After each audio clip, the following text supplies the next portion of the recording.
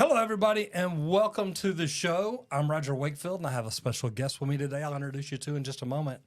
But, if you've been here before, man, thank you for coming back. If you've never been here before, welcome back to the show.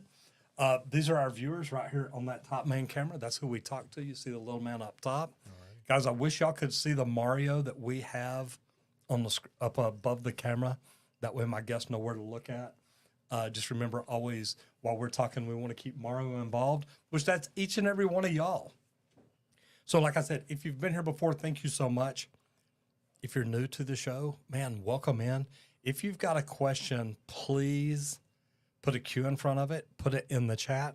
I'll jump in the chat here in just a minute and start going through here. And I want to make this freaking part of the, oh, there we go. Live chat. There we go. But if I scroll back up, see, I get that VidIQ thing on, and I want that part to go away. Let me see if I can just make that go away. I'll do that. Then I'm going to bring the chat back if I can, and maybe I can't. Colton, if you hear me, you might come in here and help me make part of this go away. Oh, not what I wanted to do. No, we go back here. Anyway, man, we're going to jump in here. I am going to try to go to, there we go. Try to go to my live chat over here because I want to jump in and start talking to people. I hope y'all are doing fantastic. Man, welcome to the show. Benny, tell everybody who you are and what you do. Hey, everybody. My name is Benny Montoya. I do commercial and heavy-duty commercial air conditioning here out of the local 100 for Johnson Controls. So, and today we're talking about why trades jobs are better than college. Some people believe that. Some people don't believe that. I completely get it.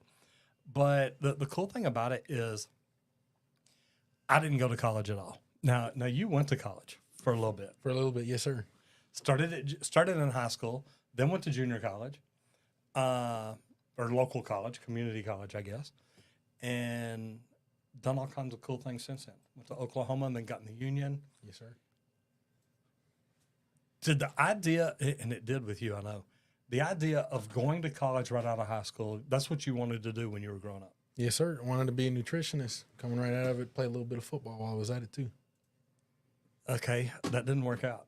No, it didn't. I hurt my knee, had a, football injury, and I had HVAC in high school as some classes. I took it as a backup program, and it ended up being what I fell into.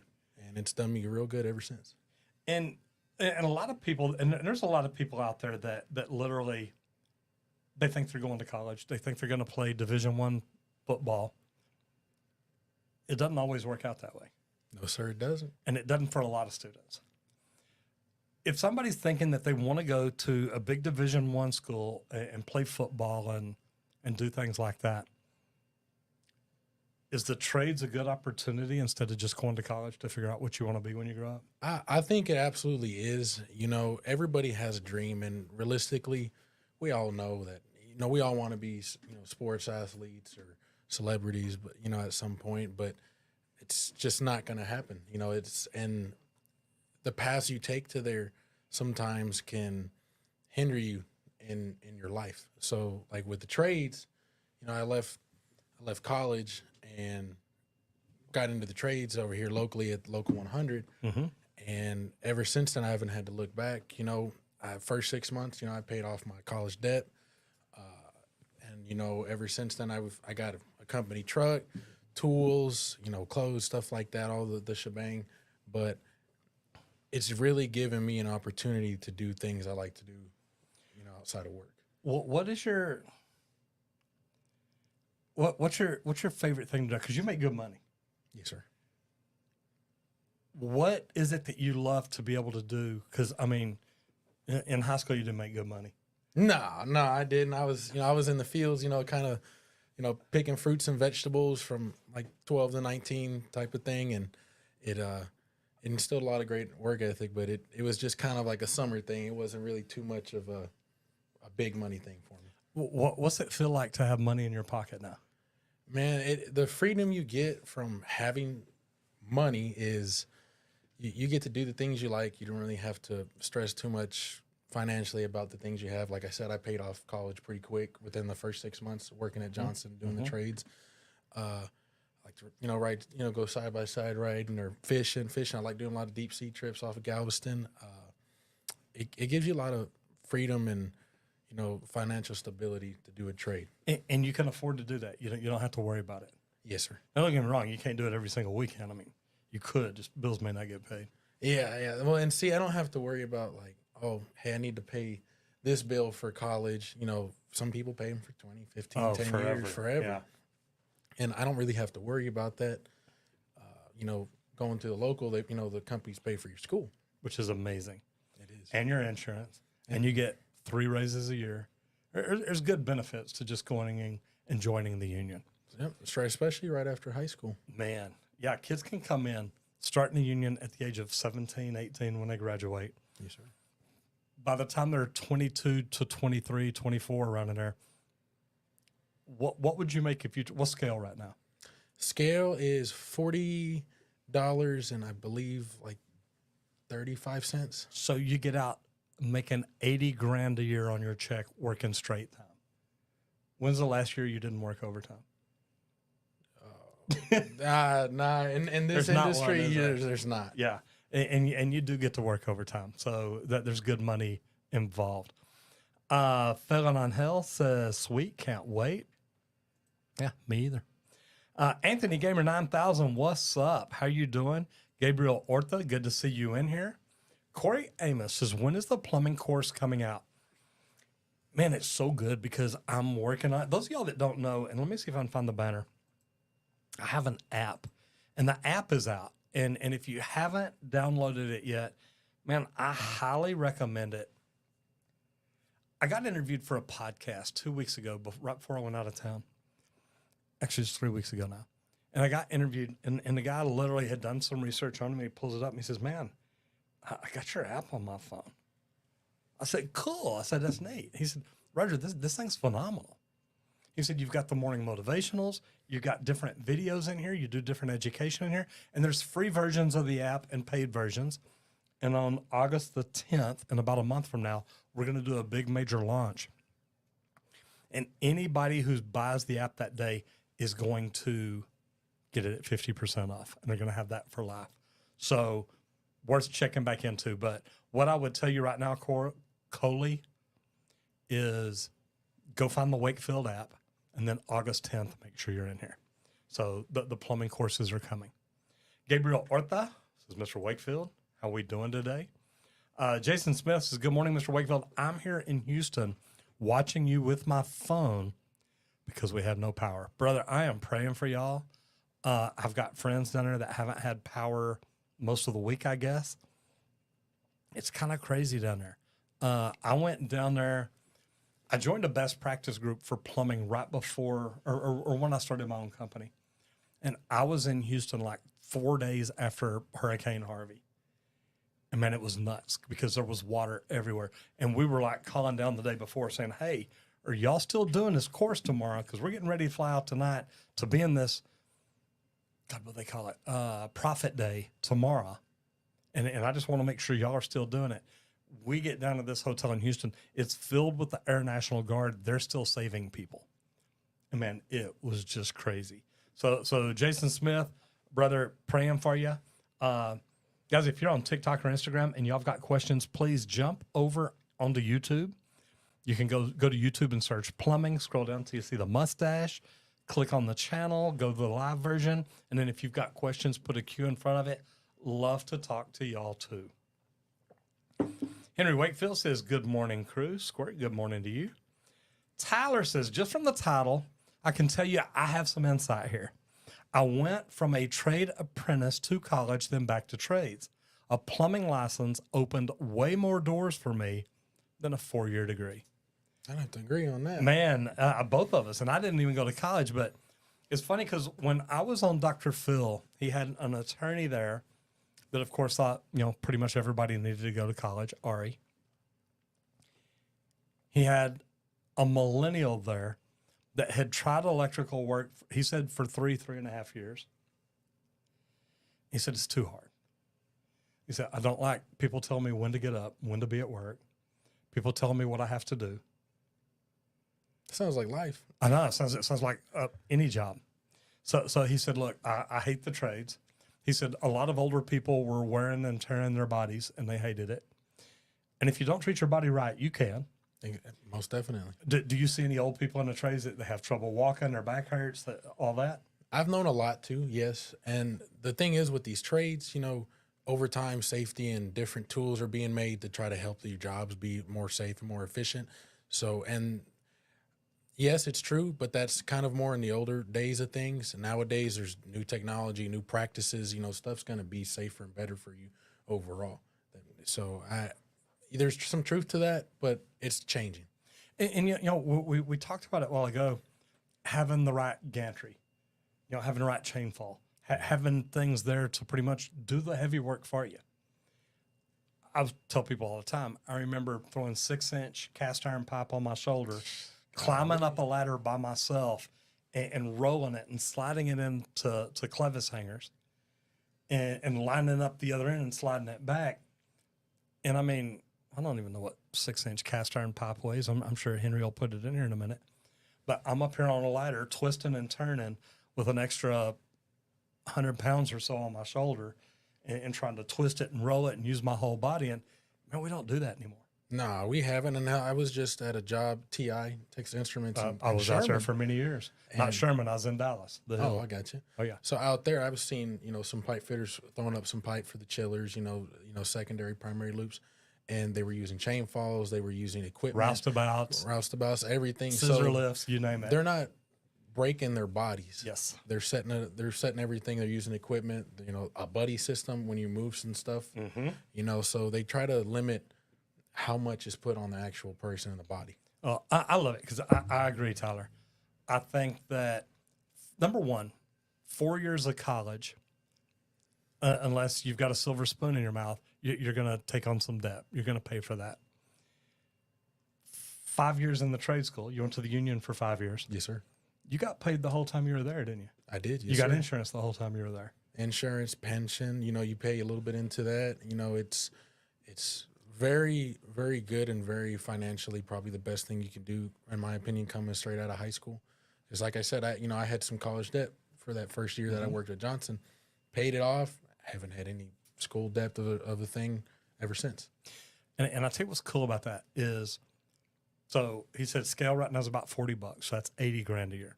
So that means if you started in the union right now, it'd be half that. It'd be $40,000 a year. But you're going to get those raises from 40 to 80 3 times a year, 2 times a year, however you want to look at it, over those 5 years. You're going to make good money.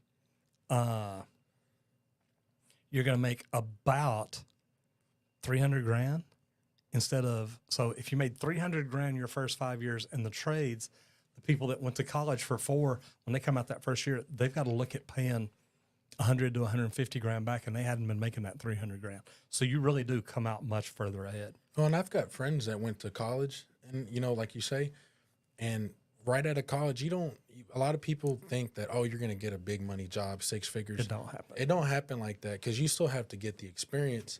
And with going to a trade school or a union, you get that hands-on experience, and you get paid for it. You bet. And you progressively, you're getting better, so you're getting more money. Versus college, yeah, you got that degree, but you don't have any experience. So a lot of them come in, they're making 30, 40, 50,000. They're not getting up as quick to the money they'd like. And at the time, you're making 80 to 100. Yes, sir. Because it's like, hey, 80 is minimum wage. That scale. It's a pretty good scale. It is. It's not bad. Apprentice to Journeyman, big fan. Keep up the great work. Thank you so much. Says, I've been in the trade a year and 3 months. The Apprentice to Journeyman, which trade? I'm plumbing. I'm also a certified HVAC technician. I just don't do anything with it. Benny's certified HVAC technician, and thinking about going on and getting your TACLA certification. Yes, sir. Great deal. Anybody out there? Look, if you're in plumbing and you're not a master plumber, if you're in HVAC and you don't have your TACLA certification, why not? If you're an electrician and you've got your journeyman, why don't you have your master's? It just shows people that look, you are one of the best at what you do. And I think that has always been such a big deal to me. Gabriel Orta says, I'm 20 years old, currently working in facilities maintenance for 3 years, but I want more in life. What should I do? You know, Gabriel, the first thing I'll tell you is if you're in facilities maintenance, you've probably done electrical, HVAC, and plumbing. Probably done other things too. But those are the three, I call those the three skilled trades because you need a professional license. Meaning in Texas, it's the Texas State Board of Plumbing Examiners for plumbers. It's TDLR for HVAC and for electrical. Yes, sir. But those are the ones you can really make good money in. Because I think if you've got a professional license, you can make more money. Unless you go into roofing or carpentry, something, and go on and open your own business or work for yourself. So I'm never saying you can't make good money there because you can. But if I'm 20 years old and I've been in facility maintenance for 3 years, I'm going to ask myself, what do I love the most? Do I love the plumbing? Do I love the HVAC, the chillers, the boilers, the electrical? What is it that I'm like, man, I love when I get this job? That's what you want to do. Now look at rolling over and say, okay, I want to join the union. I want to go to college, whichever it is. I'd say pick a union. You can go to a union and say, look, I've done this for 3 years, but I want more out of life. I want to better myself. I want to become a great tradesperson. And believe this, don't just say it. Because if you're wondering what you want and you want more in life, I'll tell you what you want. You want to become the very best. Yeah, well, and on top of that, I agree. But on top of that, too, you know, depending on how much experience you have, you could take that to a local and they might give you, they're going to give you these tests and they'll try to gauge where you're at. You might not have to be in school, you know, like 5 years, 2 nights a week. You might have enough knowledge that they grant you a second or a third. You only got to be in there 2 or 3 years. And you get that raise that comes with that third, second, fourth year, whatever you test into. Okay, but you were offered that. You were offered to start as a second or a third. Yes, sir. And you said, no, I want to start as a first. I think that's a smart idea. I really do. You learned things your first year that you didn't know, didn't you? A little bit. There was some things that was repetitive to me that I did learn in high school, you know, through the HVAC program that I went through in Princeton, and, you know, some at OSU. But I would say restarting kind of gives you, especially for something new that you're not really don't know a whole lot about. Like I only knew the residential side. I wanted to restart because I didn't want to miss anything. It's a big deal. Master Plumber Utah, man, I got to tell you, I was in Utah the other day and looking at the HVAC there. It's so cool because they have like all these mini splits, and then they have these line sets going where maybe it's a small unit above a bedroom, above a living room. Maybe there's 2 above a living room. And man, it was just cool to see the way it was done. We did a video about it. So Master Plumber Utah, man, if you're ever in Texas, let me know. I'd love to get you in here and talk to you about the plumbing, the HVAC. It's a little bit different all around the world, but pretty cool stuff. Gabriel already answered that one. Robert Zuzi II says, love me a range day. I guess you're going to the range. Must be nice. Chris Shreve says, good morning, everyone. Anthony Gamer 9000, welcome back. Says, do you guys still have a Discord server? I lost it when I lost the password to my account. We do. We've got a Discord. We've got a subreddit. Man, we've got all kinds of crazy stuff. We got a TikTok, an Instagram, don't we, fellas? Number one, if you're on TikTok and Instagram, and if you've got a question, love for y'all to jump over to YouTube, go to the YouTube channel, put a Q in front of it, ask a question, jump over and tell me hello.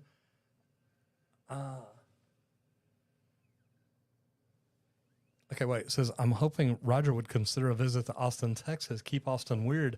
Number one, I believe in Keep Austin Weird. If you're on YouTube, you could see I've got a Longhorn helmet right here over my shoulder. So, yeah, I go to Austin every chance I get. I love it down there. You ever go down to Austin? I haven't, but I've gone to that Red River Shootout since 2017 there you go. Every single year. You a Longhorn fan or no? Yes, sir. Okay, I was fixing to say. I actually, speaking of the trades, we put a new chiller for their press box, and they just wanted somebody there to monitor it. What'd you say? At the Cotton Bowl? Yes, sir, at the Cotton Bowl. Love it. And I got to sit up there with all the camera crews and stuff. I didn't do nothing. They gave me barbecue. I just sat there and watched I've eaten the barbecue up there. I was next to the, the SWAT snipers and all the ESPN. I was up there. I had the best view of the game. It is pretty neat. sweet. Yeah, I've enjoyed being in the press box too. I used to do security there. Oh yeah. So yeah, pretty neat stuff. Pretty awesome. Nightbot's got it right there, and y'all see it scrolling down low. If you hadn't signed up for the Wakefield app, go to wherever you get your apps and do that. Or everybody in here now, I'll give you a shortcut. Text the word Wakefield to 26786. And Randy Colton, if one of y'all can put that in there. Yeah, Randy put it in here a while ago. 210 pounds for a 10-foot joint of 6-inch cast iron. So here I am at probably at the time 180, 200 pounds, throwing 210 pounds on my shoulder, climbing up a ladder, and then just rolling it into clevis hangers. That's not a smart way to do it, guys. I'm just going to tell you. You hurt your back that way. Shoulders, neck. Back, shoulders. I've had both shoulders operated on. Trust me, guys. It's not a smart way to go. Kayla Mariah says, my cousin is 19, starting up in plumbing. I don't have any experience with that as I work in automotive. I know they got him doing a lot of the heavy, hard grunt work. I'm trying to talk to him talk him into learning exercises to save his body long term. He's still got the idea he's invincible. I've been there. Me too. In automotive, I've seen the work destroy bodies. Any tips on stuff he should be looking into so I can give him more specific tips and advice? Number one, you and him. If you're in automotive and he's in the trades, take care of your body. How many times you go to the gym? I try to go about 3 to 5 times a week. 3 to 5 times a week. You don't have to go every day, but if you can, it's great. The more you can help take care of your body, especially your core, do ab exercises, your back, your shoulders. Drink plenty of water. Anything in here, huh? Drink plenty of water, too. And drink plenty of water and get plenty of sleep. Those are the 3 most important things right there. Work out a little bit. Drink tons of water, get plenty of sleep, and I hate to say it, eat right. Oh, I know. That's the hard part because I'm a foodie. I love to eat. Let me some fajitas. Yo, God. That. Man, I used to fire up the grill out here and cook fajitas out here, man. All right, Meet the Great says, hey, man, I have a podcast where to talk to younger people like us about how you can start from the bottom and reach the top. Do you think you're interested? I'd say, yeah, connect with me on LinkedIn, reached out. And we'll see what happens. And special hello to the LinkedIn people. Man, we're here on a Saturday. Normally we do LinkedIn Live on Wednesday. We've moved it to Saturday to spend more time with you. So anybody in here right now, do me a favor and put in here where you're from and what you do. What do you do for a living? Some people do plumbing, some do HVAC, some do electrical, some do dentist work or automotive. Love to know where y'all are from, what city, state you live in, and what you do. And I'm going to try to get caught up on comments here real quick so I don't get too far behind. Tim Dong Jr. is finally here. Good to see you in here. And the Apprentice to Journeyman's in the electrical trade. Good to see that. Jason Smith says, are you propane certified? My company wants journeyman plumbers to be propane certified. I used to be. There's a huge airplane. Randy, if you're in here, we need to try to get a video on this. There's a huge airplane out at DFW that they built and I plumbed. Okay. Plumbed with LP gas because that's where they do the fire training for firefighters around the world fly in to train on fires on airplanes. That's pretty badass. And it is pretty neat. And I got to do all the plumbing for it. Lots of steel pipe, lots of threaded pipe, lots of welded pipe. But, man, it was a neat job. Yeah, Squirt, I appreciate it. 210 pounds. See, I know better than that now. If you tell me that thing's over 50 pounds, I'm going to say, hey, man, give me a hand with this. Oh, yeah. I know that's crazy, but that's what they tell you. If it's over 50 pounds, it's 2 people. It gets annoying sometimes, but, think about it at the end of the day, longevity-wise, because – even if you just turn 50 pounds on a ladder twisting, back and forth, wrong, it can ruin your back. It ruin your one back. time. Yeah, it's nuts. There's the link to the Wakefield app. Like I said, if you don't have it and you have Apple, text the word Wakefield to 26786. If you don't have it and you have Android, text the word Outhouse to 26786. Meet the Great says, if you're interested in the podcast, how can I contact you? Connect with me on LinkedIn. Zeps Gear says, trades is money. Money been in it since I was 13. Carpenter in Canada. Man, I feel sorry for it. It gets cold up here. Do y'all know that? I mean, I've got a friend who's normally in here. Construction Cronies, Chris. He's a metal frame carpenter up in Canada. It gets cold up there, guys. What are 3 good questions to ask a new hire? Man, number one, a great question is why do you want to get in the trades? And if they're a new hire, you've already got them. So I'm assuming it's an interview. I'm being smart about it, Chris. Here's my thought, though. Why do you want to get in the trades? And if they're just there for money, tell me something better. I want to find out how motivated they are. Do they want to be good, or are they just here for a check? Do you really want to learn a trade, or do you just want to make good money? But I ask questions like that. What brought you here to this company? So Where do you want to be? yeah, where do you want to be in 5, 10, 20 years? So all kinds of things. There you go. Text Wakefield to 26786. Or like I said, if you're weird like Randy and you've got an Android, text Outhouse to 26786. It's how you handle your material. That's what can save your body, because material's where we mess up the most. Zeps Gear says Canada carpenter here, Ontario. I hadn't been to Ontario. I've been over to Toronto. Alabama, currently a college student, might move to community college to get a trade. I recommend it. Yeah, there's so much you can do. That's what I did. Okay, so master plumber in St. George, Utah plumbing. So I guess you've heard of Hurricane, Utah. That's where you'll see Henry Wakefield. Him and I were in there just a month ago or 2. Yeah, we go up there at least 3 times a year. Jason Smith says Houston, Texas, journeyman service plumber. Good for you. Squirt says Leak Pro and YouTube. So Henry builds and manufactures the Leak Pro equipment. So if you're in the trades, if you're a plumber and you want to learn leak detection, great tool, great training center. Got Michael Sakaris in here. Look at this, brother. How you doing? Centrotherm is in the house. Great seeing you in here as always. Meet the Great says, and I'm genuinely interested in starting in the plumbing trades. How do you think I would go about starting from new to scaling a business? And Meet the Great, I love that, because first of all, when I get people in the trades, I always tell them, know your end game. Know where you want to be when it's all said and done. 20, 25 years from now, where do you want to be? Do you want to own your own company? Do you want to be managing another company? Do you want to be a superintendent? What do you want to do? Everybody doesn't want to own their own company. Everybody doesn't want to work for themselves. It's hard. It's a headache. It's stressful. It's not just you depending on, I got to make money and pay bills. When you work for yourself, it's like, wait, I've got 7 families depending on me to put groceries on their table, to put their kids through school, to buy school clothes, to do all that. So you've got to look at where you want to be. And then every day you go to work, ask yourself, is what I'm doing today going to help me get to where I want to be? I agree. And if it's not, man, you're in the wrong spot. You've got to look at yourself and say, am I in the right bus, on the right seat, going the right direction? And if you're not, you got to make a change. Yeah. And you need to enjoy what you're doing.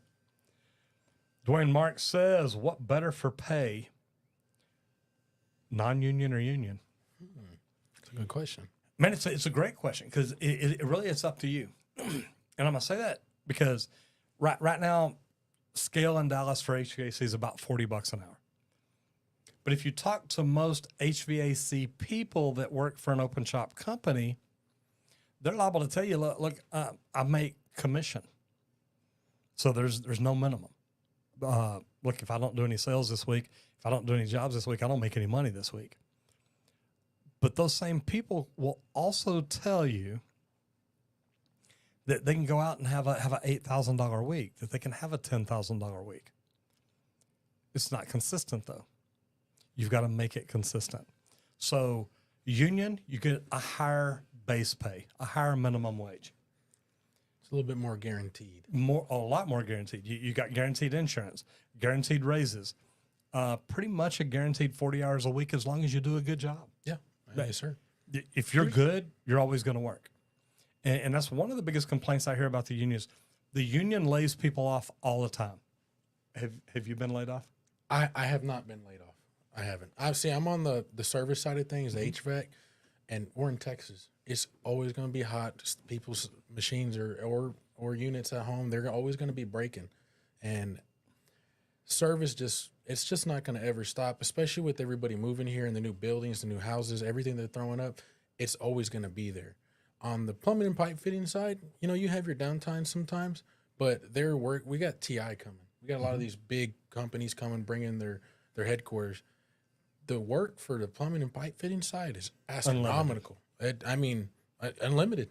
The next and it's 15, unlimited 20 right now. years. But here's the deal. Have you seen other people at your company get laid off at certain times?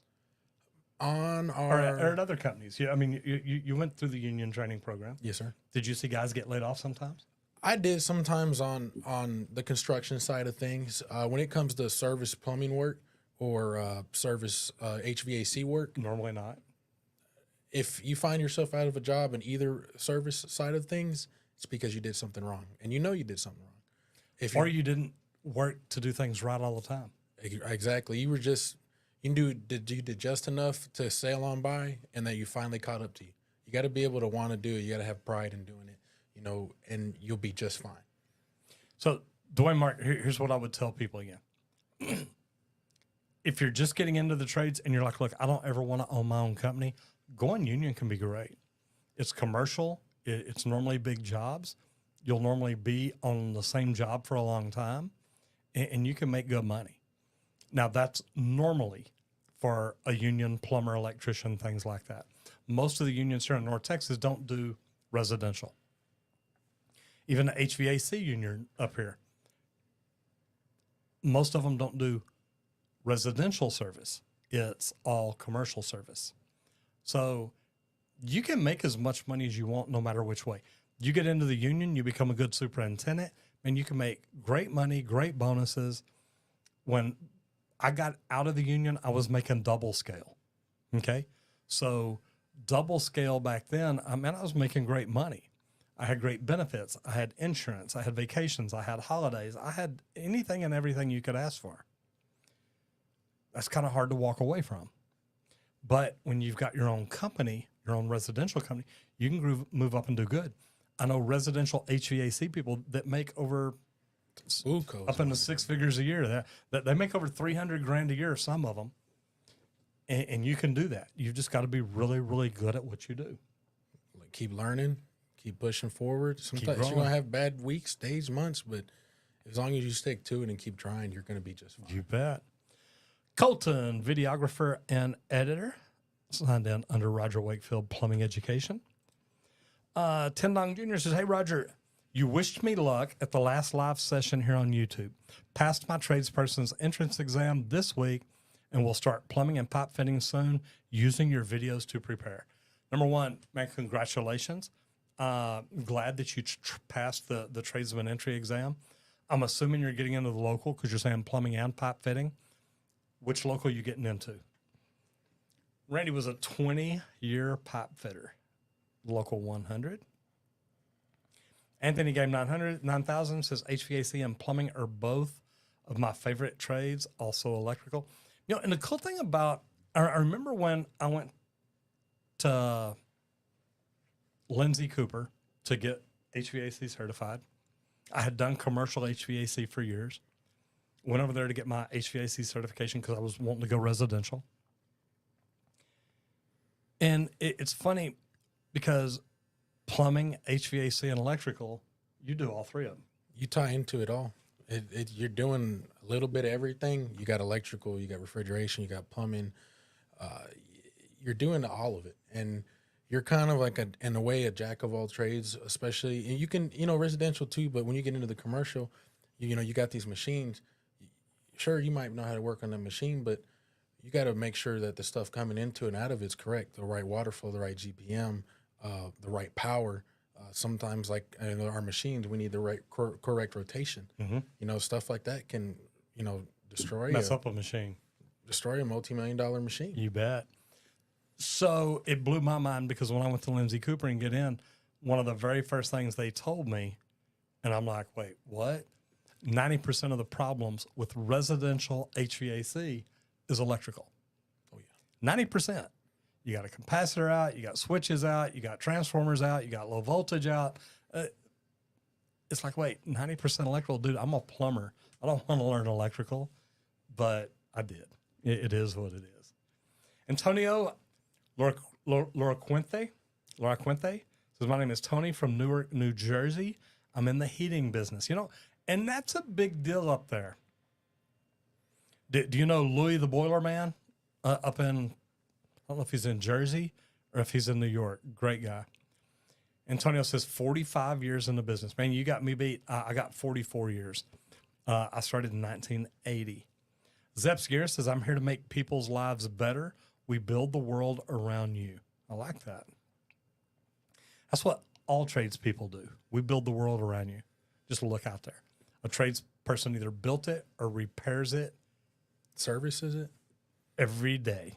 Every day. Antonio says, also worked in Florida, hanging 15-inch cast iron pipes for roof drains. Yeah, I was doing roof drains when I was doing the 10. We did 12 too, but I think I got help with the 12.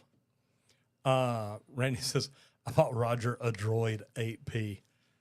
Yeah, somehow we've got an Android now, one of these phones. This is the one on the right. Yeah. If you're on TikTok or you're on Instagram, I'd love for y'all to jump over onto YouTube, say hello, ask us a question, anything you want to do. Darnell and Slike says, just did an interview with UA Local 7. Have you heard of them? Darnell, I haven't. Do you know where Local 7 is? I do not know where Me either. Man, I got enough pins over there. I could probably go through them and get close. Where's Local 7 at, Darnell? Anthony Game 9000 says Android isn't too bad because it's serviceable and you can remove the back and change the battery and stuff easily. I don't mess with that stuff. I just carry it to the shop and say, hey, y'all fix that for me. I'll fix a lot of things, but phones ain't one of them. You're mechanically inclined. Yes, sir. Do you fix things around your house? Nah, you find someone else to do it. It's because I've noticed that, like with what I do and everybody else, if it's the air conditioner, I'll fix it. But like when it comes to like other things and aspects of my life, I want to come home and chill. So I might just pay someone else to fix it. Yeah, it works that way sometimes. Hamza Ali says, I'm from South Africa. If I become an electrician in 2 years, what's the average salary for an electrician? And is Texas the best state to work in as an electrician? I'm going to tell you, Texas is the best state to work in no matter what trade you're in because I'm from Texas. But I also love it here. And I travel the country a lot, and I get to see a lot of other places. I think Texas is amazing. But that's me. I was born that way. I'm a native Texan. I believe in Texas. If you become an electrician in 2 years in Texas, that's not going to be enough time to get your journeyman license.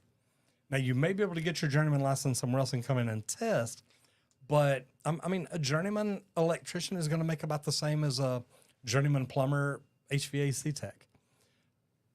35 to 40 bucks an hour in the union's probably about right. 25 to 30, 35 open shop is probably about right. So, man, any way you can go, there's great options. I agree with you. Right? No, you're right. I'd agree with you on Texas, though. I mean, not just because we're from here, but we have so much work. So many people are moving from other states to come here, headquarters, businesses. I mean, TI, they're making chips. That's a bunch of electrical. I just went out there. They're massive. I've been out there for years. I've been out on the hill. I worked out there. God, my second big job in the union was out at TI, and I ran South Building and then did DMA 6. So, yeah, I've been out there for a long time. There's a lot of work. There's another place. They make the wafers. They're called Global Wafers. Mm-hmm. That's mostly where I'm at, right next to Sherman. I got $1 billion project. I got plumbers, electricians, roofers, every kind of trade you can think of, and they'll be out there for a long time. You bet. So Antonio says, New Jersey, heating and plumbing oil burners. Man, I don't do a lot of oil burners. Matter of fact, I've never really messed with them. I've done steam up in or down in Austin whenever I built the Four Seasons Hotel. So all kinds of cool stuff. Here we go. Here's a good one. Hama says, what are the qualities of an electrical apprentice working for a company? Oh, that's a good one. I'd say just have the initiative. If you're gonna come across a lot of jobs that you do repetitive, retain that knowledge, and maybe the next time you're with that journeyman or you're doing the job, reach out, give him that tool that he needs. Or if you're confident enough, be like, hey boss, you mind if I do this? And you just give me pointers, sit back and watch. And that right there will take you a long way. That shows initiative, shows that you care, shows that you're investing and you want to be further into that type of trade or that business. And it doesn't matter if that's electrical or plumbing or HVAC. Any kind of trade. Any trade. Anthony Game 9000 says, not bought. Wish I had a video of the house that had the sewage vents in the basement open and a hole drilled in a 3-inch pipe with the bathroom sink pipe shoved in. Yeah, I wish you had videos like that too. GP says these two make a cute couple. GP, that'll get you booted out quick. Yeah. Praise Allah. Yeah. Thank God. Yes, sir. I've been pouring joints since Rome fell. Yeah. If you're that old, you don't need to be here, man. Faded Hero 636 says, grew up with my father in the local 60 Ironworkers Union. Unions always have work for you to do, and they pay and benefits are amazing. I loved all the Christmas parties at the Union Hall growing up. Our Union Hall used to do a deal at Christmas, but it also used to do the picnic every year out at Sandy Lake Park. Yep. Don't know if they still do that or not. And they do a catfish fry. Catfish fry whenever you get hired into the local, you're new, you go through a whole process, right? And they, you get there and they do crawfish, you get shrimp, crawfish, catfish. They just kind of like a welcoming party into the union. And they also do that. The only time I saw them do the fish fries when they'd bring back the veterans, the old retired people. And it was a great day, so I enjoyed doing that. Darnell Van Slyke says UA is in upstate New York. Thank you so much. Hamza Ali says, I'm from South Africa. Okay, we talked about that one a while ago. Texas is amazing and the best. 514 MTL says, I'm from Montreal, Canada. 26, started school to become an electrician, but before that I was considering being a plumber. From your experience, what's the better quality of life? Most paid. And that's a great question. And here's what I'm going to tell you is the quality of life is which one's going to help you make the most money is going to be the one that you love. And the reason I say that is if you love HVAC, if you love plumbing, you're going to keep learning it. You're going to get better at it. And that's going to help you make more money. The more you learn, the more knowledge you invest in yourself, the more training you invest in yourself, the better you're going to be. I agree. I think in any trade, electrical, metalworking, plumbing, pipe fitting, HVAC, it's all about what you put in. All of these can take off and treat you the best they possibly can. You just have to invest in yourself and push forward and learn and retain everything and just be valuable, and it'll give you everything you need. If you bring value, and I love the way you said that, be valuable. If you bring value to the people you work for, man, you can do really good. If you bring value to the people you work for, you're not going to get laid off. You're not going to get fired. You're going to be the guy.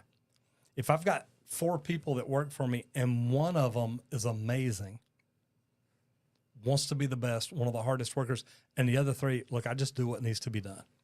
Well, when it's time to lay people off, I know which one I'm keeping.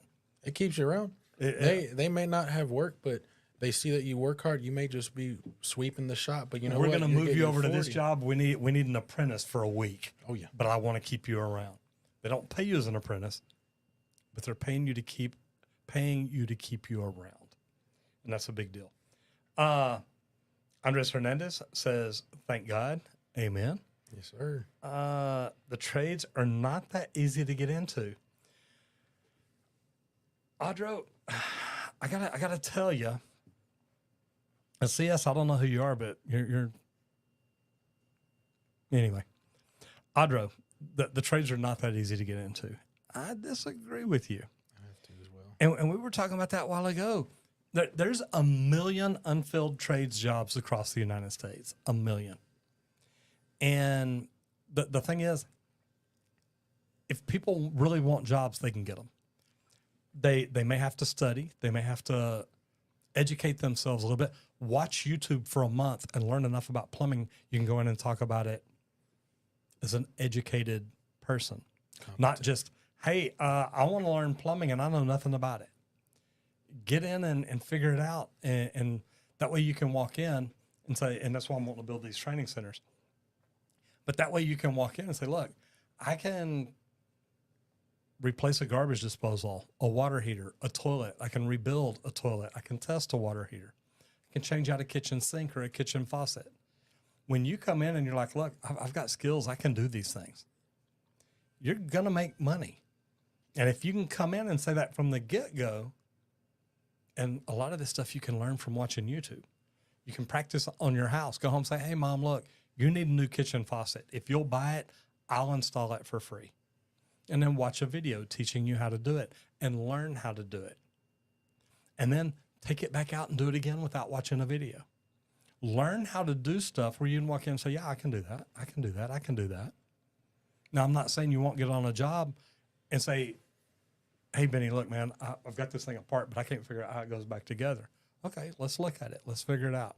Your phone Was this here? Was this here? Yeah, your phone's amazing. That's the most powerful tool you can have. You can phone a friend or you can YouTube it. And you can always take a picture of it. That way, when you say, okay, when it goes back, it's got to go together just like this picture. I remember working with my dad. We were rebuilding brakes on a car.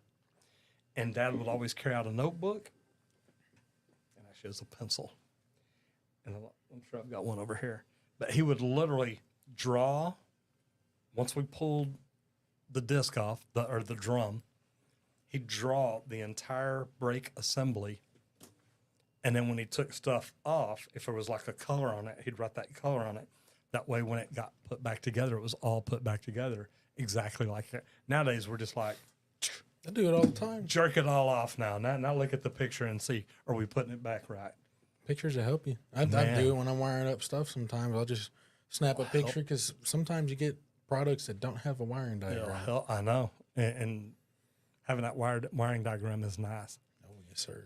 Anthony says the basement in that house wasn't finished and it had knob and tube wire hangers from the ceiling. It wasn't being used though, and the sewer was pitched wrongly. So it was like a boundary trap thing. Yeah, that's, if stuff's not put in right, and we did a video the other day showing proper fall. Let's do this. Bam. That made that easy. Goodbye, CS. We did a video on fall the other day and how to use a grade level. And man, I had so many people reach out and say, dude, I needed that. That was so good. Antonio, you're right. It says you have to love what you do. Trust me, money comes after that. Did you think you'd make as good of money as you are right now in this short of time? No, I didn't. Not at all.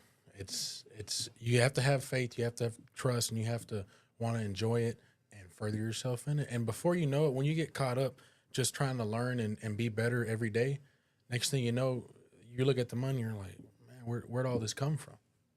I remember when I was out at TI, we had what I called comma checks. I used to love my comma checks. When you get a check that has a comma in it. And then when we were working overtime, it's 2 comma checks or 3 comma checks. Now, not 2 or 3 commas, don't get me wrong, but a 2, then a comma, or a 3, then a comma. And you're putting in a lot of hours. Oh, you're putting it in. But man, when you open up that check and it's $3,000 for a week, you're like, okay, it was worth it. It might be a hot, long 80-hour, 90-hour week, but then it hits on that Friday and you look at it and you're like, oh, you know what? Work. You bet. Antonio, you're right. You have to love what you do. Andres Hernandez has been plumbing since 2009. Tried being an electrician, fell in love with plumbing and finding solutions for our customers. That's what I love about being a plumber, especially a residential service plumber. I tell people, look, your house will talk to me. Your house will tell me what's wrong, and I can come in and figure it out. HVAC is the same way. You look at it, it's making a noise, it's doing something. It's like, Okay, now I know what's wrong with it. Once you learn all these telltale signs, once you learn of, hey, this is what happens when this goes bad, it's like the equipment's talking to you. Yeah, and when you do it long enough, you can just listen. There's times I'm there for maintenance or something. I walk by, It's like, I hear the you got a bearings bearing on the going pump. out. Yeah, bearings on the motor, the pump. It's just stuff that you pick up over time. It's a trip. And guys, if y'all are on Instagram or TikTok, if y'all want to jump over on the YouTube, love to hear y'all's thoughts. Man, special shout out to anybody in here on LinkedIn. Just put LinkedIn in your comments. I'd love to see y'all. Just let me know how many people got tuning in from LinkedIn, because I get different numbers on different sites, so I'm not really sure what the total number is. But I'm showing 40 over here and another 38 over here. So we're running about 80 people right now. Brian Williams says, don't forget, Roger, please mention that you can't parlay these great tradesmen construct jobs for high-paying maintenance jobs in your hometown, paper mills and power plants. Yeah. Can parlay. Yeah. Guys, here's the deal. If you get really good at your trade, I remember I've done work out at Kraft Foods as a contractor, meaning not when I was working at Kraft Foods, because I did that one summer, but sometimes they run into jobs their maintenance team can't handle. I mean, the plants you're talking about working in, they've got maintenance people. Oh, yeah. But they don't do chiller work. They don't build a plumbing, mechanical electrical, room. Yeah, they don't do the big stuff like that. It can happen a lot. You'll have customers and, contractors, when you get into these trades, whether it's HVAC, plumbing, pipe fitting, anything, you'll have contractors and customers walk up to you and try to hire you just off of the work you do. Oh, yeah. And so it's everything you put into it and all these opportunities we presented to you. So it's almost endless. You'll always have work somewhere.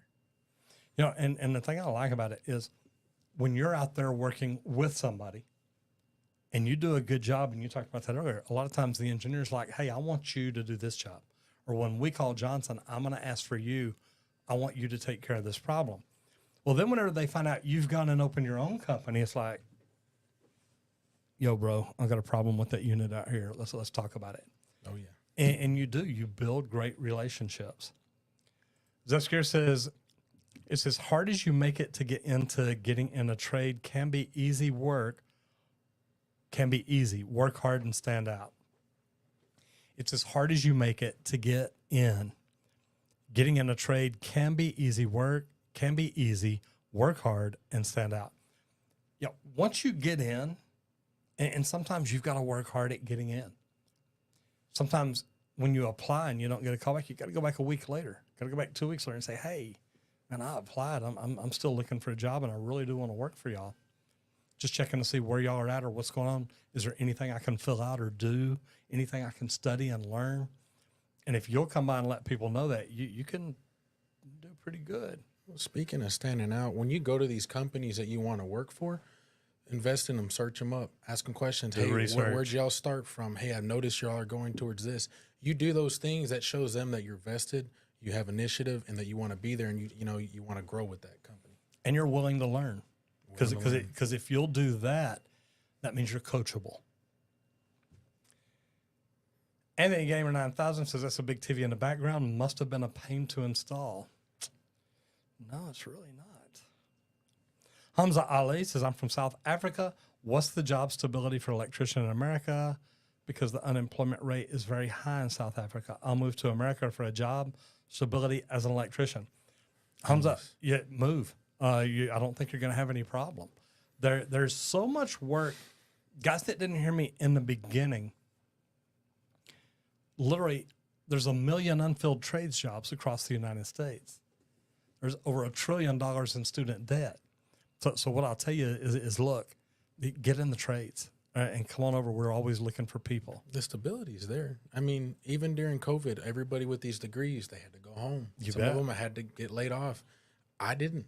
I was working because a lot of these trades, you got to take care of government facilities, hospitals, data centers, stuff that keeps society rolling. Just like a police officer and a fireman, you're needed just the same. We might have had a few jobs shut down, but I at least got my 40 every single time, the entire time. And the cool thing is, I mean, if you're good, you're always going to stay busy. Somebody's going to find a way to keep you around. Absolutely. Andrew Genovese, how we doing? Thorax the Plumber says, yo, Roger, fourth year apprentice here from Cali. How do you deal with an incompetent coworker? Every time I work with him, I feel like I'm losing brain cells afterwards. Look, you're going to work around great people. You're going to work around people that aren't great. You can try to help the people that aren't great get better. Don't waste a lot of time on them. Just if you can show them a better way, try. Some you just work around. It's like, you know what? You just go do your own thing. I give everybody a chance or two, especially if they're new. But I'd say I wouldn't, like he said, like Roger said, I wouldn't spend too much time on it.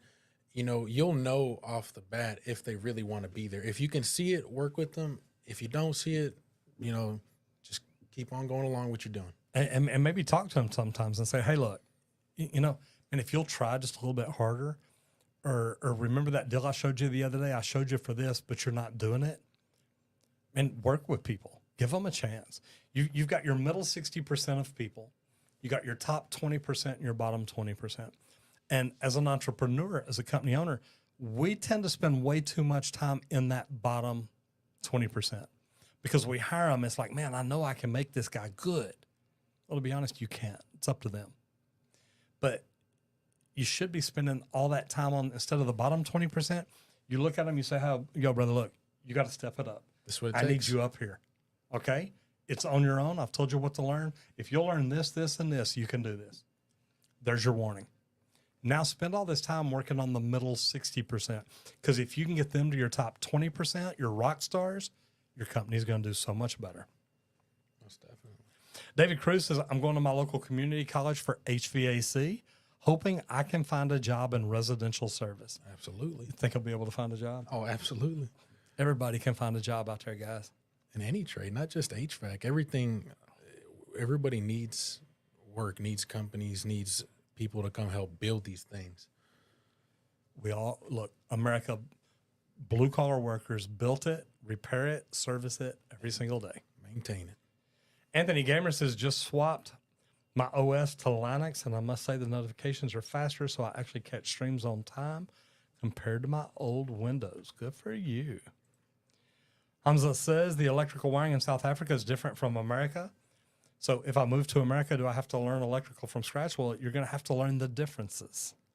There's not too much. Yeah, and there's not. It's the Y'all are- voltages, maybe, stuff like that. Yeah, y'all run on 50 hertz. We run on 60 hertz. It's not a whole lot of difference. You can learn it pretty quickly. Jesse Montoya, Washington. That's funny. My name's Montoya too. There you go. Got a Benny Montoya here. Yes, sir. It says 514 MTL. So starting my first rounds of internship in electricity in August. Any tips I can use to stand out? Show up on time. Early. Every day. Yeah. Be there early. Be dressed for the job you want, not the one you have. If you're showing up as an apprentice, dress like a journeyman. Wear starched jeans. Tuck your shirt in. Wear a belt. Look good. Have a pen and notepad in your pocket. Show up ready to go each and every day. Be coachable. Be willing to learn. Come in with a positive attitude. If there's stuff wrong, don't just sit around and complain about it. If there's stuff wrong, say, hey, you know what? We can fix this. We can straighten this out. We can do this. So whatever we need to do, we can. You need more water? Oh, it'll be good for now. But make suggestions too to your journeyman, because sometimes we'll get stuck thinking on a higher level, more deep. It could be a surface level thing that we missed. Sometimes your apprentice can tell you stuff. I did it when I was with journeyman. Like, hey, what if we rig it this way? And they're like, you know what? And think about that. Let's do that. That's a good idea. And I love that, because when I first got in the union, the guy that got me in, I asked him, I said, hey, give me some advice. I'm getting in the union. What's one thing I need to know? Basically, he said what you did. Talk to your journeyman, because your journeymen are learning new techniques, new ways to do things. They're learning about new tools because they're still in school. Talk to your apprentices and ask them, hey, if you were doing this, what would you do? And they may tell you, I'd rig it different. I'd do this. Could be safer. Could be more efficient. A lot of these, everybody's always learning in all these trades. So it's just another way to think about it. Oh, yeah. Yes, sir. Andrew says the Kohler Cimarron Revolution 360 toilets are literally getting burned through, meaning a lot of people are buying them at the Home Depot by my house. Well, they're marking the price down. It works. One of the best flushing toilets on the market. I don't care what anyone says about them. Dominic Hancock says, what's your advice for someone who wants to get in the trade but has no experience or common knowledge? Before you got into the trades in high school, which is when you got into it, what'd you know about it? Nothing. I mean, I'd work on my dad with the truck, just to, because it was cool. I had an interest in tinkering and stuff, but I didn't have any.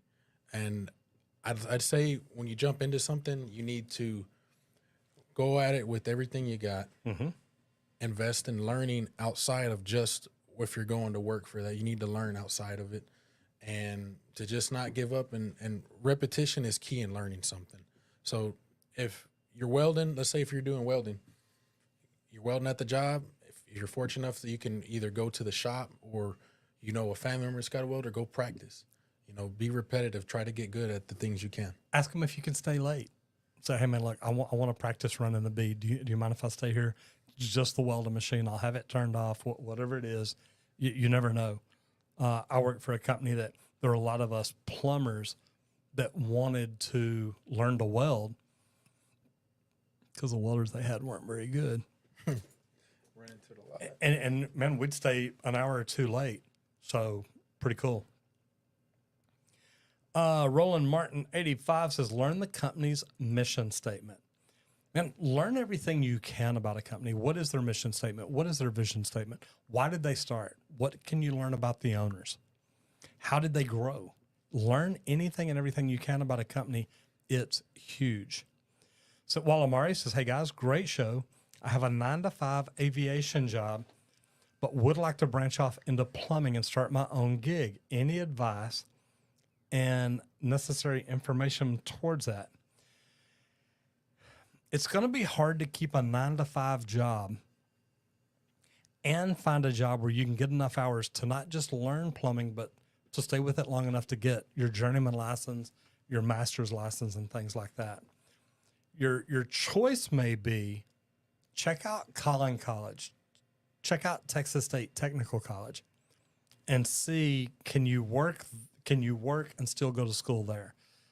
Collin College is, I think, the cheapest college credit hour. I think they told me in the United States, it's like $60 an hour. Super cheap. That's why I went for my basics. It is very cheap. And their plumbing program's great. Actually, any of their plumbing, their automotive, their electrical, their HVAC, their safety, their construction management, whatever it is, man, Collin College has got a great training center. Jason Smith says, hey, Roger, I was told yesterday that I was one of their profitable plumbers. I was stoked, but honestly, what does that mean? Jason, what it means is if Benny and I are both running our own vans and we both bring in $50,000 a month, but Benny and his apprentice spent twice as much time on the jobs as me and my apprentice did, we'd be more profitable. We both made the same amount of money, but at the end of the day, my truck made more profit than his did. So that's what they're looking at. So if they'd have told me that, I'd have said, great. Do I get another percentage point? Do I get another couple of bucks an hour? How does this work out? Because you're making money for them. You're profitable. There's a lot of trucks sometimes don't make money. They just get things done. You know them, I know. You bet. And you know when the guy walks in the office, you ain't making no money for the company today. You're just here. You're a heartbeat. He's on their radar. You're a pulse. Yeah, he's on the radar because he's also the first one leaving when things slow down. Man, if you're profitable, Jason, ask them what you can learn to get better. What can y'all teach me to help me do more? How do I grow as a plumber? How do I become a better plumber? And see what they teach you. And guys, I tell this to everybody all the time. If you're at a company that does not have training programs, that does not invest in you, find one. Man, I hate to say that.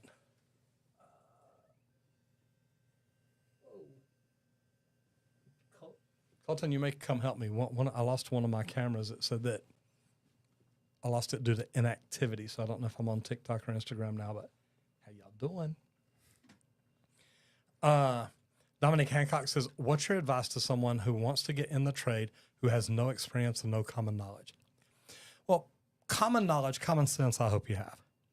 But Dominic, do you have a toilet? Do you have a lavatory? Do you have a water heater? Do you have anything like that at home? That's everything I knew about plumbing before I started.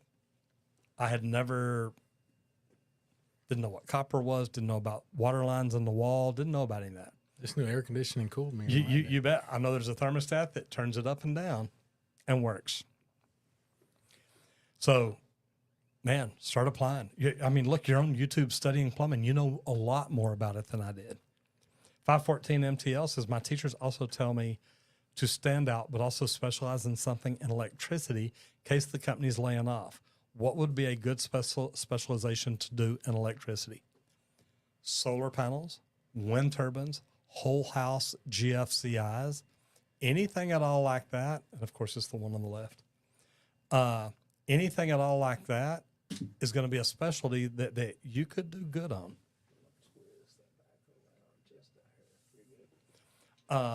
So some of y'all are still with us.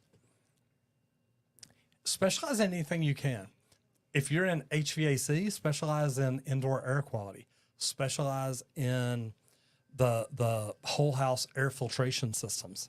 Specialize in stuff that nobody else is doing and get really good at it. If you're in plumbing, specialize in slab leaks, leak detection. Specialize in whole house water filtration systems. There's a million. Welcome back, people. How y'all doing? Whole house water filtration systems. There's so many things that you can focus in each one of these. If you're a roofer, focus on solar panels. Can you add solar panels to your repertoire? So where, hey, we don't just do roofs now. Now we do roofs with solar panels, and we've got an electrical company that we'll refer that'll come in, put the inverter, and tie it in. Man, when you specialize in stuff like that,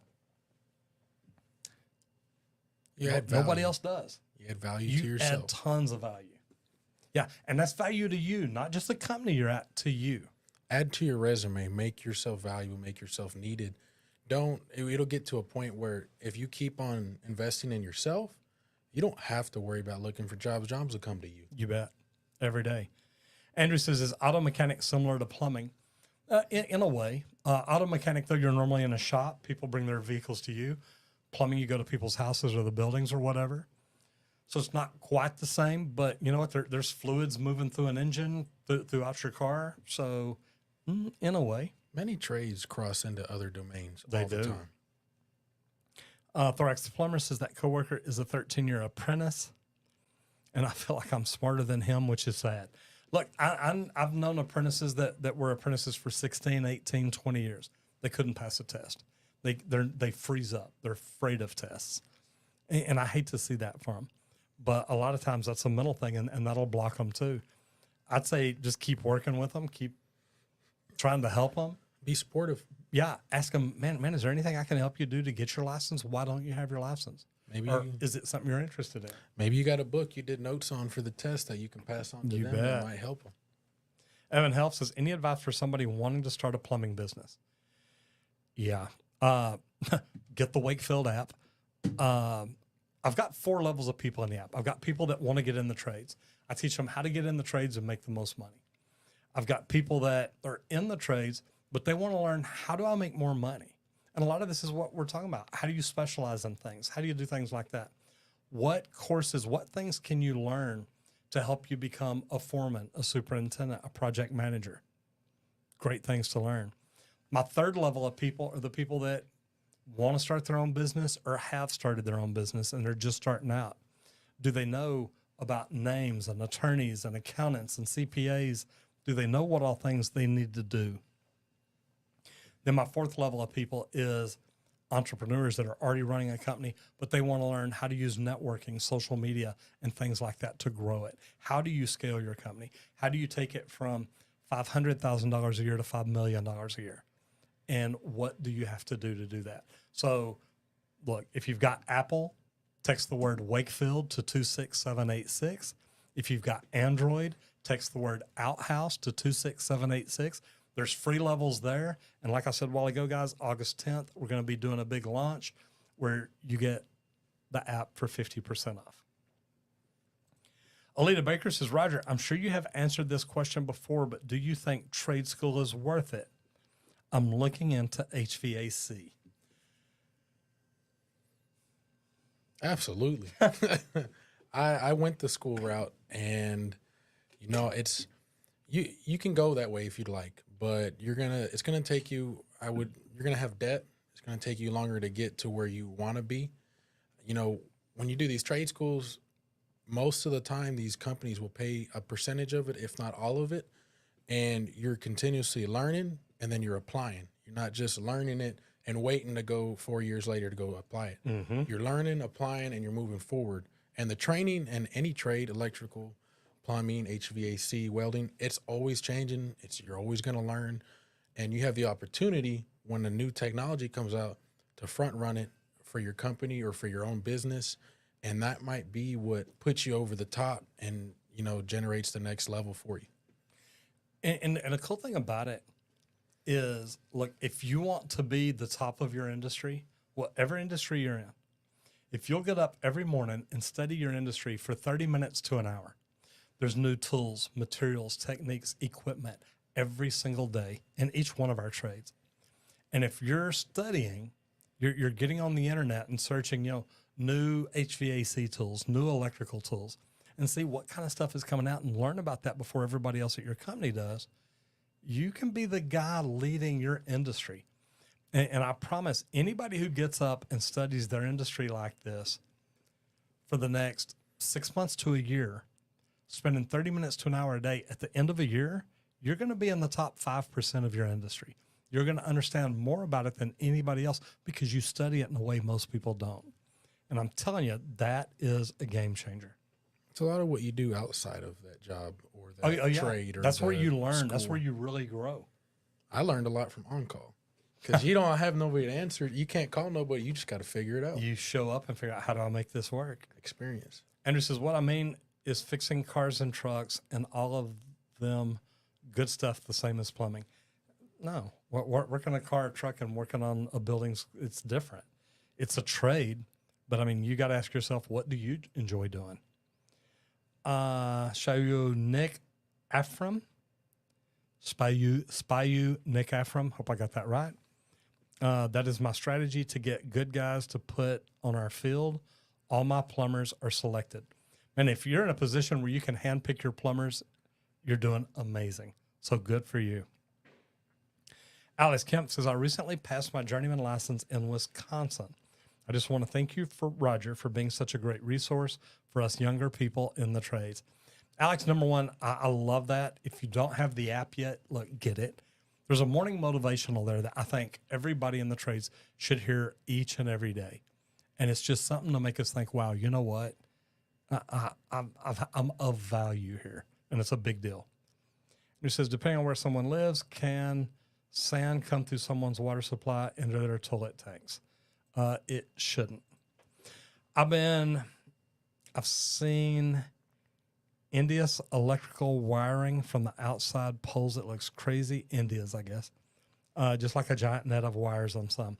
Man, you see crazy things all around the world, guys. Take pictures of it. Go to Roger Wakefield Posts. Put it on my subreddit, and we'll end up putting it in here in a video or something. Just saying, giving you opportunities. And even the Nightbot says, look, here's the Wakefield app. Go get it.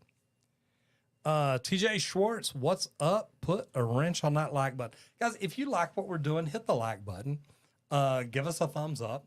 If you don't like it, it's Benny's fault. Hit thumbs down, but hit it twice. That way it goes away. Plumbing Ninja says, plumbers are king of the trades. Look, I believe that. We all have our own views on that. I think we all come together at the end of the day to make it all work. It is.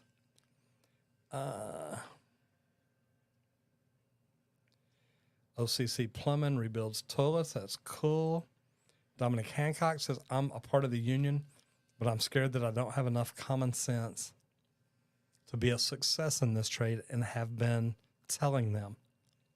Got to have faith in yourself. Yeah. No, number one, telling him I'm sick and cannot work, but he's just nervous. Well, Dominic, here's the deal. If you just keep telling them you're sick, they're going to fire you. What I would recommend is go in and talk to them, talk to the journeyman, talk to them and say, look, I want to learn this. Can you help me learn? But like we're talking about, Dominic, you got to show up. You've got to show up for you. Okay? If you don't show up for anybody else, show up for you. Don't be a quitter. Show up and say, look, I want to give this everything I got. Please teach me. Don't be scared of it. Look, before I got into plumbing, I knew nothing about it. Before Benny got into HVAC, he knew nothing about it. Not at But all. you get in and you learn. You learn how to use the tools. Dude, you're in the right spot. You're on YouTube learning how to do stuff. That's going to help you. But show up at work and let them know, hey, man, look, I want to learn how to do this. If you don't learn anything but to sweep the work area and keep it cleaner than anybody ever has, do that better than anybody else ever has. Don't take all day doing it. Do it and get it done. Say, hey, what have you got next? You want me to organize the bins? What do you want me to do? Be that productive go-getter guy. Show up and say, look, I want to work hard for you because I want to learn. And Dominic, if you'll do that, man, it will change your attitude. But you've got to be willing to show up. You've got to be coachable. Don't be afraid to ask for help. Yeah, and you've got to listen and learn. But, man, calling in sick and staying home, they're just going to fire you. That's not what you want, I promise. Alex tomorrow says, I've tested for his journeyman in August in Oklahoma. You've been a big inspiration for me. Good luck, man. And August ain't that far away. I hope you're studying. Yeah. You'll get it. And Antonio Laura Quinte says, great show, fellas. See you next week. Thank you very much. 514 MTL says, this is a great podcast. Thank you for the good advice, guys. And this is the live stream. Y'all jump over to, and Colton and Randy, if y'all put the link to the Trade Talks in here, I've got another show, another YouTube channel where we just shot the podcast with Benny just a little bit ago. It's pretty cool. Kevin says, do you need a technician to get into sales in the trades, or can you solely focus on sales? Kevin, I think you can focus on sales, but I think the best salesmen are the ones that were the technicians that understand what they're selling. Absolutely. If I'm trying to sell you these cough drops, but I really don't know anything about it, it's like, man, these are just these little cherry drops taste great in your mouth. But if I don't know much about them, I can't really give you all the selling points. But if you learn that trade, and it's like, look, this unit here is so much easier to work on than this one. This water heater here is going to save you so much money. This bidet toilet seat is going to save you so much money on toilet paper and make you and your family cleaner. You've got to learn good stuff about it so you can sell it. Yeah, you don't want to BS a customer. It's like in residential, right? Let's say a customer wants a new 18-seer, 20-seer unit, whatever they're wanting. They heard it from so-and-so. Well, if their house is like an older house and doesn't have the right insulation, The seers aren't going to help. The seers aren't going to help. And don't sell it to them. Just tell them, hey, look, I think you should go, with a 14-seer system and spend the money you would spend on the rest of that on getting proper insulation. That way you have better R value, retain better. So you got to know what you're doing in order to sell it. And if you are honest and straightforward with the customer, Makes all the difference in the world. all the difference, and you have more confidence versus not knowing and trying to sell it, Yeah, because if it's something you don't know about and people are asking you about, it's like, hey, man, is this air filtration really good? Yeah. What's good about it? It filters the air. Don't they know that by the name of it? But if you can tell them, look, it takes these microns and it does this and it does this, and it's got UV and UV does this. And if you know about everything, then you're more educated. And it's so much easier to sell something if you know about it. It's like, man, I can tell you about this. I'll tell you why I like it. Look, I can change my screen to where, and man, y'all might try that. I don't know if it'll work from where we're at. I've got a QR code there.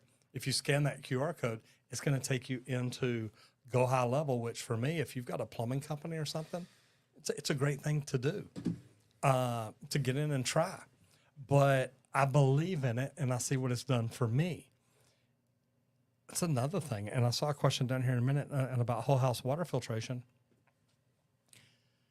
I've got one at home. I installed it at my house. So I can tell you how easy it is to install, tell you what I like about it, what I love about it. A lot of people get mad at me about these sponsored videos. They're like, dude, you've got sponsors paying you to say what you say. I tell them, you send me your product, let me try your product. If I like your product, I'll tell people what I like about it. That's how the sponsorship deal works. I don't just, oh, gee, Halls wants to pay you $1 million to talk about Halls. Okay. I don't ever cough because I eat Halls. You know, I don't just make stuff up. So you don't want to just focus on sales. Understand the product and believe in it. Travis Heady says, how do you choose a trade based on your interest and aversions? For example, I don't like heights, so I don't want to be a carpenter. Can you give us an overview of each of the trades? Well, number one, Travis, if you don't like heights, any one of the trades can have the heights, the opportunity where you're going to have to get high. You said you don't like being up on the white roofs. Nah, it's hot. You know, there's going to be things you're not going to like. You can love a job, but there's always going to be something that you might not prefer to do. Like, I don't like doing maintenance or brushing tubes or being on the roof. Sometimes you got to get over them. Sometimes if you can't, then you might need to try a different part of that job or go to plumbing if you don't like electricity as much. But plumbing, you're liable to have to get up on the roof to do vents, to do the flashings on them. Electrical, you're liable to have to get up on the roof for the lightning rods. On the chillers. Some of those chillers are massive. Yeah, They're I've done feet. chillers up on the rooftop before. So, man, any trade can put you up on the roof. My thought is, I would say, look, if you do residential, you may not have to get on the roof as much, but it's still possible. And you've always got to be ready to do what's possible. For sheep's sakes, says, I'm an electrician who is now 1.5 years into my own handyman business, and business is booming. Okay, so I got a question. If you're in Texas, do you still do electrical work? Because that's people tell me all the time, dude, you hate handymen. No, I don't. I hate handymen that do plumbing, electrical, and HVAC because they're not licensed in it. They don't have insurance for it. And if something goes wrong, it's the homeowner who loses. They're not specialized either. They're kind of just a jack of all trades. Yeah. But for sheep's sake, what I would say is if you're still a licensed electrician, can you get your master's and open your own residential electrical company? You can still do a lot of the handyman stuff, meaning, hey, I've got flashing or shingles loose on the roof. Okay, you can get up there and patch it, get up there and do a repair. I got carpet coming up in the corner. Okay, I can get a knee pad out here and stretch it back out and make it work. There's a lot of things you could still do handyman-wise, but you should be making so much money as an electrician that wouldn't matter. But yeah, I understand why business is booming. Guys, there's so many job opportunities out there right now. Anybody listening to this could open their own business tomorrow and make $500,000 by the end of the year. But you got to get in and do it. Anthony Gamer says, without plumbing, we wouldn't be living in the middle of some continents and countries. Without plumbing or HVAC or electrical, we'd be third world countries, guys. David Caruth Jr. says, I highly recommend the Trade Talks. Watched a couple of interviews, very interesting stuff. David, thank you very much. I appreciate that. Shane Steps says, do you think water treatment is a good revenue source? Oh, yeah. No, I think it's an amazing revenue source. The guy who teaches at Glen Blavet, when he does his training, he literally walks in, and this may be one of his, he walks in with a red Sharpie. And he said, this is a $300,000 Sharpie. And it's like, wait, how's that a $300,000 Sharpie? Because he'll come in, he'll do a water test on people's house, show them what all's in it. And then if they say, yeah, no, I don't want that, he'll draw a line across the estimate and put a big red X on it. And underneath it, I decline the water treatment system, even though I know my water is bad, something like that. And say, okay, I need you to sign this, because if something happens later and either y'all get sick or calcium builds up and it messes up your faucets or toilets or whatever it is, chillers, I need this signed right here saying that you knew it was bad and you refused it. And they're like, wow, is it that big a deal? It's like, yeah, it really is. It's an incredible deal, especially on the chill water systems that we do. If you have calcium buildup, even like let's say just like What's it do to a cooling tower? oh, it can you lose efficiency. You can't bring as much air across the water, and then like inside the tubes for these chillers, even just millimeters of it you can decrease the efficiency by like 40-50%. If you have slime, you can even just a millimeter, a couple millimeters of slime, that will decrease it by 80%, 75%, and it costs more money. So water treatment is an amazing thing to get into, and if you get into it and you get very good at it, you know, make a lot of money, especially in the commercial world. I don't know too much on the residential world, but in the commercial world, I mean, we have chillers that go down just because they can't expel heat. They can't do a heat exchange because of the calcium or the slime buildup inside the water. There's the link there, guys. If y'all copy that, if you can, I don't know if you can. You might try to copy and paste that. It doesn't look like that'll work. I'll do it. We'll do it this way. It makes it a little easier.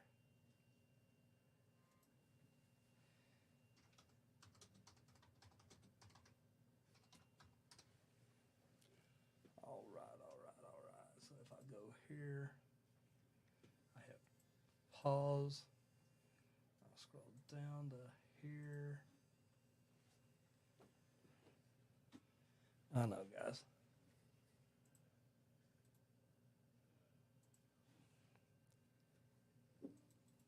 Sorry, I didn't mean to stop the show, but this makes it a little bit easier. All right, so there's a link to it right there that y'all should just be able to click on in the comments. And I can't even see the comments over here anymore. There we go. Yeah, that's a link right there in the comments that y'all can click on. That'll take you over to the other channel. So a giant random letter string. No, I get it, Anthony. I saw it too. Want some merch that you will actually use. Man, guys, check that out. We do have the Wakefield merch. 514 MTL says, if I want to work for myself as an electrician, how many years should I work for a company to get the most knowledge I can before I start my own? It's not just knowledge. You've got to work until you can pass your master's exam. Once you pass your master, you got to have a master's license in order to own your own business. Dominic Hancock says, I was out in the Space Center for 2 months, got laid off, first year apprentice. Since then, I haven't been back to work for the union, going on 4 months. Dominic, I would contact other companies that are in the union and say, hey, look, and I'm an apprentice, love to go to work with y'all, love to learn from y'all, whatever it is that you can do, and try it and just, man, see what happens. Ben Mitro says, you guys recommend starting an apprenticeship right out of high school or trade school? And if I ever wanted to eventually start a plumbing business, what is the best way to get clients in business? Well, first of all, you got to start going to school where you think's right for you. It can be high school. It can be trade school. It can be going to work for an open shop company. It can be joining the union. There's a lot of different ways to go, but you've always got to think about where you want to be in the long run. And then once you start your own business, become the best at what you do. Specialize in something like water filtration, tankless water heaters. Specialize in something that most people don't, and it can be great. Yeah, Ask a Lot One says, not going to lie, for a second I thought it was a podcast about a different thing. It's a podcast where we actually just sat down and talked, just him and I. No questions from other people, stuff like that.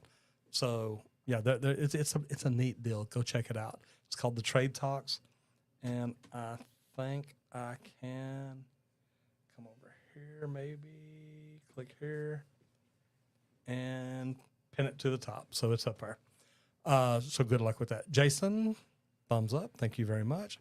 For sheep's sake says, to answer your question, I have found a niche with property management companies, and the repairs I do are seriously involved. Look, I've made a lot of money off property management companies, so you can. Kayouter, how can I get more training when the company I work for doesn't provide training? Get online, find training there, or find a company that does training. Mom just says, I want to apply for electrical apprentice leadership, but if they don't have apprenticeship leadership, can I be a helper for 3 months? Ask the company if they offer apprenticeship, then apply. Part of my interview process is I ask companies, what do you do for training? How are you going to make me a better person? Anthony says, I remember after a storm, You could see the sand grains and the clear plastic thing from the well. It was like tornado. Yeah, if you've got well water, you need an amazing filtration system. Shane says, starting to see more and more unlicensed companies advertising, report them. It'd be nice if the states could crack down on that. We put in a lot of work to open our companies, years of studying and working. Guys, if you see companies working that aren't licensed, report them to the AHJ, the authority having jurisdiction. There's the link right there. It's pinned to the top over on YouTube. Man, this has been a great day. Great people in here. Love the engagement. Love the questions. Great having Benny in here. I appreciate it. High school, community college, big college, and then join the union. We figured a while ago you got 3, 4, 5, 6, about 8 or 10 years of education in HVAC. Yes, sir. Man, it's a good way to do it. Guys, thank y'all for being here. If you're on TikTok or Instagram, thank y'all so much. I appreciate you jumping in. I see the hearts coming up. I appreciate you hanging around. Should I do trade school or the union? Man, jump in my channel. I've got videos about that. If you're wanting to be a big commercial plumber or HVAC tech or something, joining the union can be great. You can learn a lot, and you can really have some good benefits growing up along the way. Experience will be pretty heavy. You'll get a lot. You'll get the experience in a short amount of time. So, guys, this has been wonderful. I appreciate y'all being here. I'm going to stop that right there, I believe. If you've been here before, again, thank you for coming back. If you're new, and hit the subscribe button, ring the bell. That way you know this is happening again next time. Love having y'all in here. You know, Shane, and I was fixing to jump out without answering any more comments, but I'm going to hit that one. Skills USA, which is a career tech thing, just had its national competition in Georgia. I was there. Went to the one in Oklahoma. It's something to see for sure. They have plumbing competition, HVAC, carpentry, all kinds of things.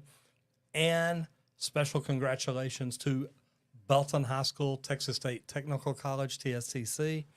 I got to see Michael Carrillo, got to see Jimmy Bibb down there, but the team from TSTC that did the teamwork, plumbing, electrical, HVAC, masonry, carpentry, stuff like that, they won. I believe they're headed to world. So pretty neat I did that stuff. in high school. Skills USA. Skills pretty USA? Cool. Yeah, Man, it is it's great. pretty cool. It is great. So, guys, anyway, thank you very much. I appreciate y'all being here. Squirt says, have a great weekend, crew. Absolutely. I just want to tell y'all all to have an amazing day. Thank you so much for being here. I appreciate y'all being here. Benny, man, thank you. And I appreciate you having me. Thank you, This has sir. been a blast. Yes, sir, it has been. And, guys, we will see y'all soon.